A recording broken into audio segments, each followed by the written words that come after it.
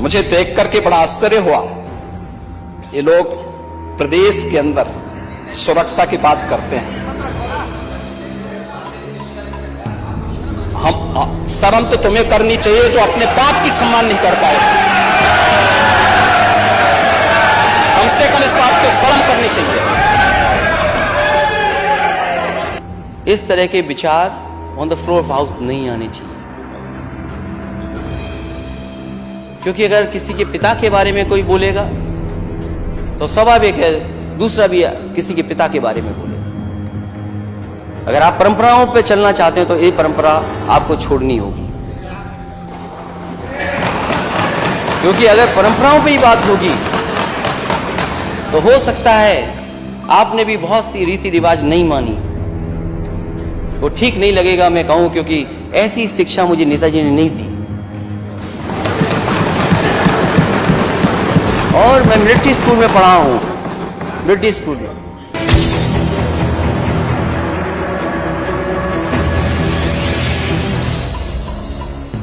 अध्यक्ष महोदय ये कह रहे हैं कि मैं पढ़ नहीं पाया।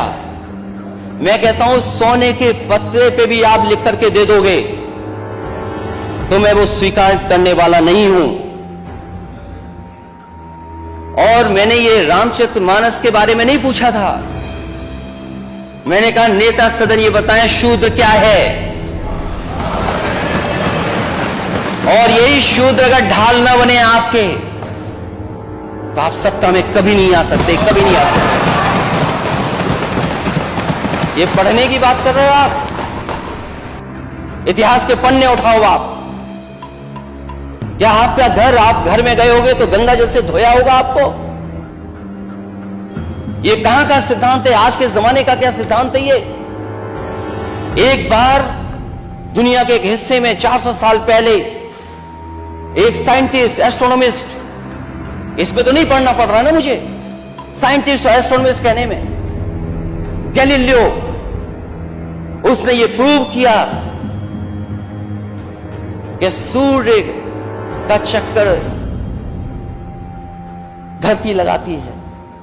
चर्च को यह स्वीकार नहीं था, क्योंकि चर्च ने यह कहा था कि धरती का चक्र सूर्य लगाता है, और उसे सजा मिली, सजा, उसकी जान चली गई। लेकिन वही देश, तरक्की करा समाज 400 साल बाद गलती स्वीकार किया कि उसने गैलीलियो को गलत सजा दी चर्च ने। क्या अध्यक्ष महोदय, नेता सदन ये बताएंगे कि शूद्र गलत है, कोई जान से पैदा नहीं हो सकता, और किसी भी कभी आप गंगा जल से नहीं धुलवा सकते हो? बताओ आप शूद्र हो कि नहीं हो?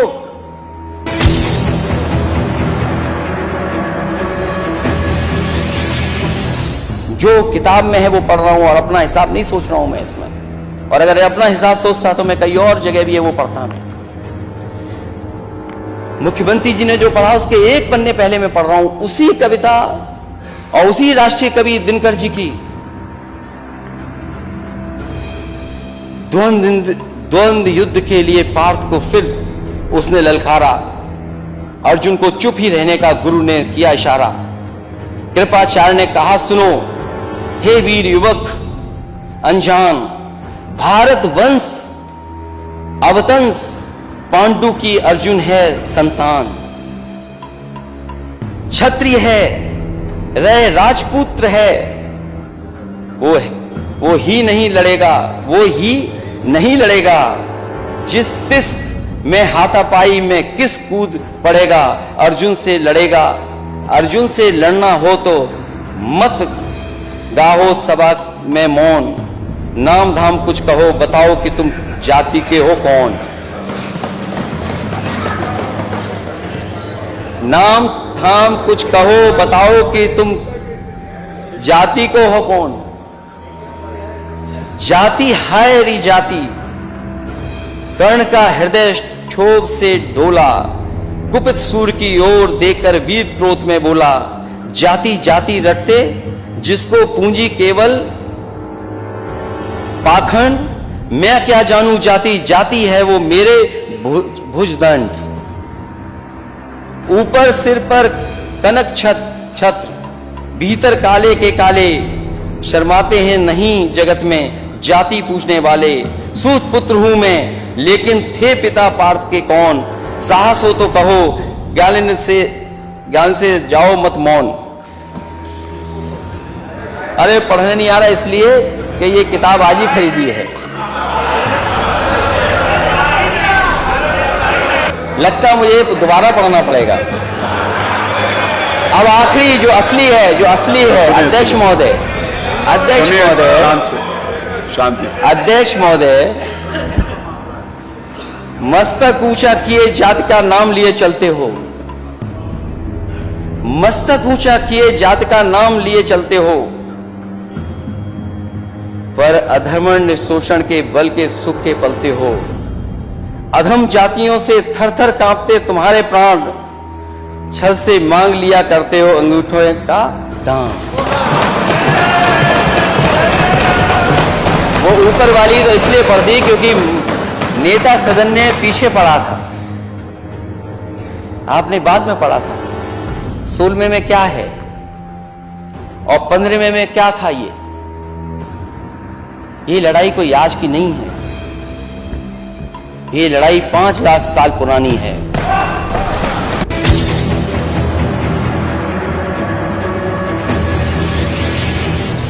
कि जिस मुख्यमंत्री आवास में रहें, अगर दूसरा वहां जाए तो वो गंगा जल से धुलवाए। और मैं पूजा पाठ के लिए जा रहा था, किसी संत के बुलाने पे जा रहा था।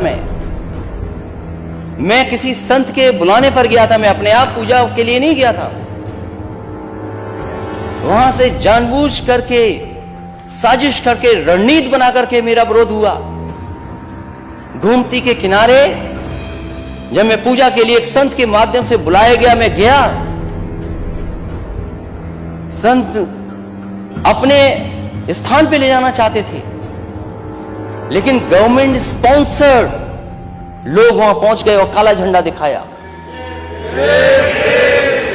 अध्यक्ष महोदय, राजनीति में आओ तो काले झंडे से मत घबराओ, विरोध से। और मैंने पिछली बार भी उदाहरण दिया था नेता सदन आपको, कोई अगर काला झंडा दिखाता था मुझे या जानकारी होती थी, आप पता कर लेना वो अधिकारी आपके साथ भी काम कर रहे हैं जो हमारे साथ अधिकारी काम कर रहे हैं। कोई नए अधिकारी भर्ती नहीं हो गए।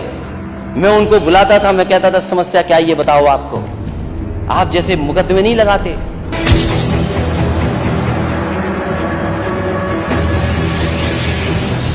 मुख्यमंत्री जी को अपना जो इकोनॉमिक एडवाइजर होगा कोई उनका, उसको बदल देना चाहिए। और अगर आपको कोई गुमराह करे, इकोनॉमिक एडवाइजर आपको गुमराह करे, जो आपको सही सच्चाई न बताता हो, उस आर्थिक सलाहकार का आप क्या करोगे? नेता सदन जरूर बताएं कि 34% आप हासिल कैसे करेंगे। और मैं अध्यक्ष महोदय कहता हूं, आप समाजवादियों का घोषणा पत्र ले लें, ये 34% हासिल कर सकते हैं। लेकिन उसको हासिल करने के लिए बड़ी बुद्धि की बात हो रही थी। बहुत बुद्धि है, जाने कहां बुद्धि है। अध्यक्ष महोदय, हालांकि मुझे नहीं पता वर्ड अनपार्लियामेंट्री है, पार्लियामेंट्री वर्ड है बुद्धि। मैं अध्यक्ष जी आपसे चाहूंगा कि आप मुझे